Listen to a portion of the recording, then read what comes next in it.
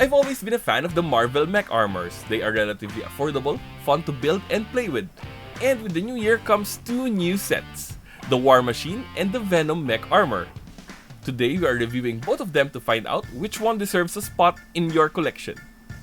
The mech armors tend to be very samey, so I don't recommend building multiple sets back to back. There is a lot of overlap between the build experience of these two mechs, but they are different enough in other aspects to be an interesting time. They do not take too long to build, roughly 20 to 30 minutes for each one.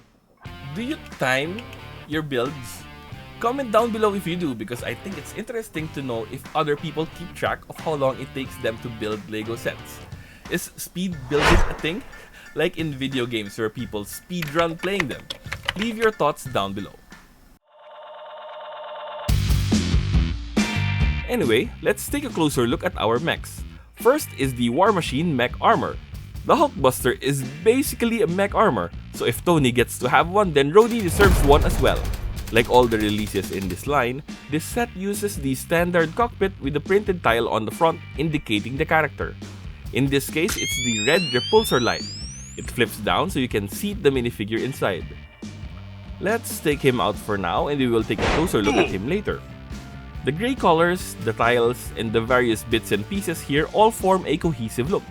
I like this shoulder piece here. I think this is a spoiler from a small car. It can actually move a little bit like this. And speaking of articulation, it has a wide range of movement typical of all mech armors.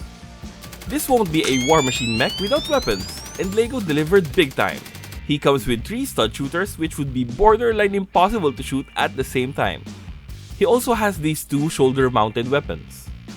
On the backside is this box where you can store your excess studs for quick and easy reloading of these stud shooters. Okay, not so quick and easy. As you can see, you have to take this off first to get these studs, but it was a cool idea. I'm not sure what to feel about this flexible tube being here. I suppose it represents energy or maybe ammunition going to the shoulder-mounted shooter, but I think it looked cooler in theory. War Machine? More like washing machine, am I right? And this is the minifig of Colonel James Rhodes. It's actually my first time seeing this articulating helmet in a set. I think it really makes for some cool posing options. The details are nice and intricate, but I can't say I like the light grey arms. It looks like he is wearing sleeves rather than armor.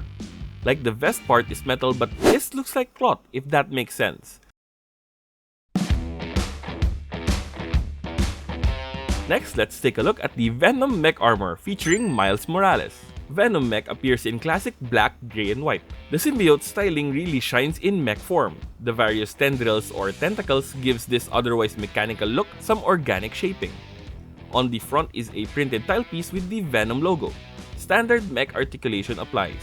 This hand part has this stud here which allows the mech to hold various things. I like the white well-manicured claws here. The tendrils here can move quite a bit, which gives the impression that it can pop off at any time, but they mostly stay in place. Down here at the feet, I like that they are uniquely styled to Venom. It's an interesting look, almost like he is melting or dripping. During the build process, I found this little rod, which I thought was for a tail, but really it was for this rubber string piece. This is, I think, supposed to be a spiderweb from this set's special guest, the very cool Miles Morales Spider-Man. He sort of just dangles there. You can try to figure out a better way of displaying this. Let me know in the comment section down below for your suggestions. Let's take a closer look at Miles. Mr. Morales, in his iconic Spider-Man costume, is rocking his own merch. Nice hoodie, did you get that from Teespring? That backprinting must have been expensive. I love this separate hood piece because it allows you to still turn the minifig's head inside. Now he looks like he is contemplating about how many Patreon subscribers he has. He comes with this sort of projectile, like you are supposed to put it on and then put pressure here, and it's supposed to fly out. This works okay. This may even be a better projectile than this thing. Remember this? I measured the speed of projectiles in a previous video, and if you are curious about that, then there is a link below. And this is Venom. Unfortunately, mine came pre-scratched.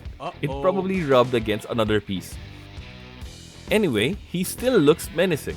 I don't know what else to say here other than it's Venom. I think the version with tentacles or even the big fig version is more interesting, but this fig serves its purpose as the pilot of the mech. I can understand that they didn't include accessories for him. The same thing happened to Rocket, arguably worse for Mr. Raccoon because they removed his tail just so he can fit in the mech cockpit. The front and back printing could be a touch brighter, but practically speaking, you won't see it when he's inside the main build. So here are the two mechs, and the only question now is, which one should you buy?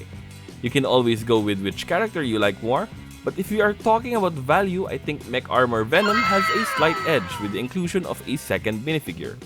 Mech Armor pricing is fairly affordable, so if you can, just get both and complete your collection. If you can only buy one, then Mech Venom would look great on your shelf with Spidey holding on for dear life. Hey, can I ask you a question? How do you display your minifigs?